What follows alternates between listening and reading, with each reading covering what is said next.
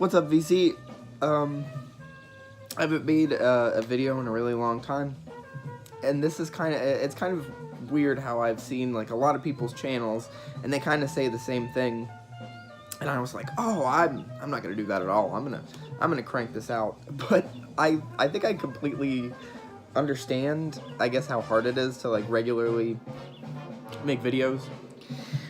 So I have like a really big stack of records, and I think they're really cool, but I want to like go through them really quickly because they're kind of like piling up.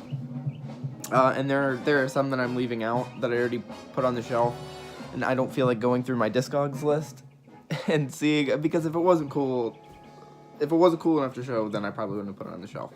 But I'm gonna run through this. First up, I went to Big Ears 2019. That's already going strong. Went to Big Ears 2019. This was my sole pickup from that. This is Jamie Branch, Fly or Die. Really good avant-garde jazz album from 2017. Like, probably my favorite of that year. Really great stuff. Jamie Branch is really underrated, and she hasn't been on a lot of stuff. Kind of an ordeal getting this. I was a little bit drunk and could not get my card to work. But yeah, Jamie Branch, Fly or Die. Next one. This is probably one of the biggest recent finds. $10. Original pressing of the Beastie Boys, Licensed to Ill. Really cool. Not a lot to say about Licensed to Ill, except that I've had it for $10, which is pretty cool, and it's in great shape. Next one, probably the biggest in this whole thing. I posted about this in the VC, I know for sure. I don't think I wouldn't have. De La Soul, original pressing of 3 Feet High and Rising. It was so convenient that I found this because I don't like Vinyl Me Please. I don't like that whole thing. I think everyone should be able to buy records without a stupid subscription. Their allotment of 1 month things is just ridiculous. And I found this for the price of what I would have gotten one of the reissues for. And it doesn't sound fantastic, but I mean, this is a piece of history right here, you know? Original Tommy Boy pressing in the shrink with that beautiful hype sticker. De La Soul, 3 Feet High and Rising. Next one, continuing in the whole hip-hop thing. Slick Rick, The Great Adventures of Slick Rick. This one's in a bit rougher shape than the others. It's got some cracks and pops here. The spine's a little bit worn. But this has always been one of my favorite hip-hop albums, which is odd because it's not even my favorite Slick Rick album. I just think he's one of the weirdest MCs. He's not acting very weird on this one. His lyrics are fantastic. My favorite is actually the one after this, right before he went to jail. Just a completely mad hip-hop album, but weird for 1992. But yeah, this is Great Adventures of Slick Rick. It's a classic. Fantastic. One of the 3 good things that Weather Report ever did. The self-titled album. This thing is near perfect. Amazing. Fantastic album. Really cheap, too. Not hard to find. Got this for $4 with a gift certificate. These other 3 I also got with that same gift certificate. So they were basically free. So yeah, Weather Report. JJ Cale. Naturally. JJ Cale, Naturally. Not a great album. Don't roast me for that. I'm not in love with it. I like the way it's produced. It, very thin sounding for like a blues and folk record. It's kind of weird that Eric Clapton was so, I guess, obsessed. Well, maybe not obsessed with this guy, but he was a really big fan of his work. And I like this album. I like it for what it is. I think the one after this, I think it's called Troubadour. I think this is probably my favorite. But this one's pretty good as well. If you can find it for cheap, not a bad pickup. The biggest thing that I found in that gift certificate haul, essentially free record right here. Hampton Grease Band, Music to Eat. This thing is pretty hard to find, apparently. Perfect shape. I've always been a really big fan of this album. I think that the Allman Brothers comparison is a little bit cheap. Because I think compared to like the jams that the Allman Brothers do, this is outright weird. I mean, I think it's closer to Beefheart. I think that's the best, connection you're gonna make is to Beefheart. But even then, I mean, Beefheart didn't have, like, jams like this. I mean, you could call this, like, outright psychedelia. But this is a very, very, very good album. But again, if you've seen, like, the Allman Brothers comparison, please tread lightly. Because I feel like if, like, my grandpa loves the Allman Brothers, and I feel like if I put this on, I think he'd think it was a crock of shit. But I love this album. And apparently it's kind of hard to find. I guess I just never looked on Discogs. Never had sought out a copy, and then I got it for free. But yeah, fantastic album. Next one, this is just an upgrade. It's what's on the table right now. Porgy and Bess, first stereo pressing. Still got that beautiful McKay sticker on it. This is $8.95. The one I have, Porgy and Bess, now is one of those. It's one of the digital ones. It's got the blue border around it. It says digital, but it sounds fantastic. Excuse me, sorry. Raw and unedited, like always. But yeah, it's one of those digital ones. I still think it sounds really, really good, but I wanted an original on the 6i label.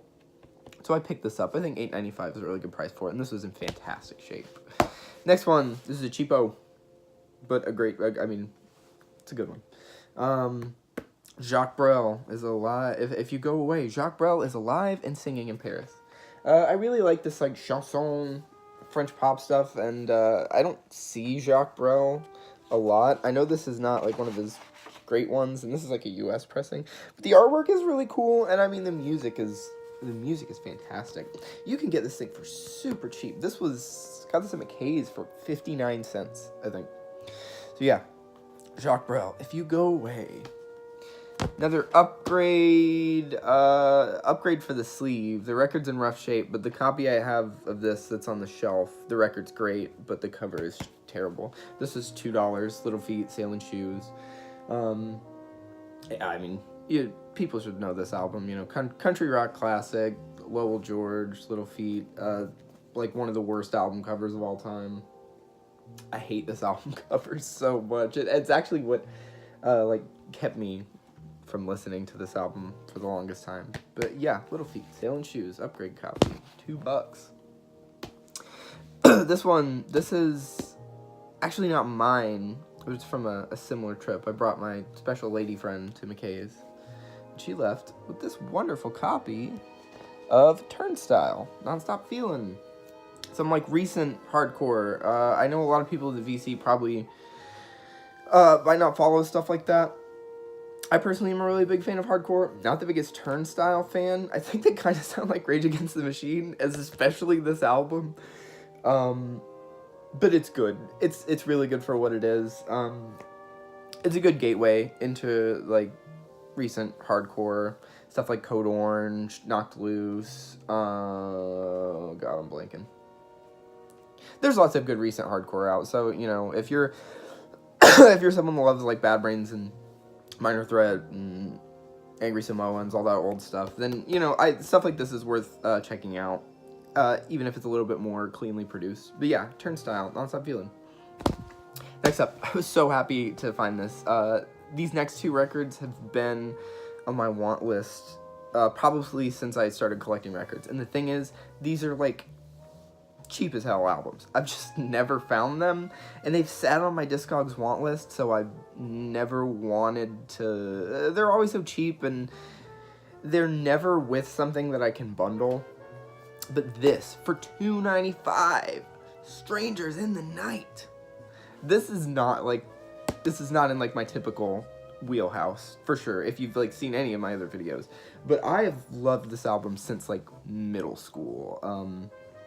And for comparison, I'm 21 now, so, I mean, obviously, there are probably people who have loved this for a lot longer than I have, but I have amazing, amazing memories of listening to this live album, UFO, Strangers in the Night. It is fantastic, just, like, killer from start to finish. And this is really cheap. I got it for $2.95. I mean, if you're more dedicated, if you're more on that UFO grind, then, seek this out. And I'm really happy that I got this really nice copy of it. And the next one, I'm telling you, like, since, like, when I got on Discogs in 2016. Put this on my want list because there's a really, really great vegan restaurant in Chattanooga, about 30 minutes from where I live, called Sluggo's. And at their old location, back in the kitchen, they had this record up on the wall. And since I saw it, I was like, I gotta have that fucking record. I gotta know what the hell this is, you know? So, I mean, I went on Discogs, and this is like 50 cents. Like, this is dirt cheap. But I've just never seen it, and I didn't want to pay 50 cents for a record and $6 for shipping. So I finally found this at McKay's, and it is great. It is really, really good. I don't know a lot about Harry Belafonte. I know he was good friends with, like, Dr. King and Coretta Scott King, which added a whole other, like, layer of interest for me. And to hear this for the first time finally, it was kind of surreal, but this is amazing. This is just a fantastic album. Like I said, it's insanely cheap. If you're buying something on Discogs and they have a copy of this, throw it in there. It's on that super, super durable 1959 RCA vinyl. So if it's in, like, VG shape, I'm sure it'll play great. This is, like, near mint, basically. It's got some wear on the top, but, I mean, that's what you get from a 60-year-old record. Next up, I don't like this album. I bought it because I wanted to see if I was just missing something with this guy. I don't think I am. Isaac Hayes Movement. I'm sorry. I love South Park. I think this is boring. I think this is painfully boring. I think Hot Buttered Soul is hot buttered garbage. I'm so sorry. I don't think he has a very strong voice. I don't think the sounds that he plays with on the songs lend themselves to, 11 minutes, 12 minutes, 7 minutes? It sounds good on Dusty in Memphis, because Dusty in Memphis, the songs are like 2 minutes long. But, I mean, he's not the strongest vocalist ever. So, I'm sorry. I bought it because I wanted to try it. If anyone needs a copy of the Isaac Hayes Movement, you know, hit me up. I will send this your way. I don't want it. I'm sorry. Yeah. Something that I do like, something that I love, actually. Bonnie Raitt, Taking My Time. Finally getting more of the early Bonnie Raitt stuff. I found Luck of the Draw for like $2 US pressing. That's really hard to find. For a while, that was the only one I had. I got Home Plate. Love Home Plate. And same with this one. This is just fantastic. It's not my favorite Bonnie Raitt. My favorite is Give It Up. But every time I see Give It Up, it's always, like, kind of beaten up. I feel like one day I'll just pop on a copy of that on Discogs and just get a really nice one. Maybe get, like, a Japanese pressing or something. But yeah, I always see copies of this. This is just such a great album. Bonnie Raitt, Taking My Time. And Lowell George is on this as well. Of Little Feat. Little Feat fame. Next up, one of my favorite albums of all time. Finally got a copy of it. That's McKay's. Come to Tennessee. Shop at McKay's. That's the secret. That's my only secret. Leo Kottke. 6 and 12 string guitar. Beautiful. Melodic. Touching.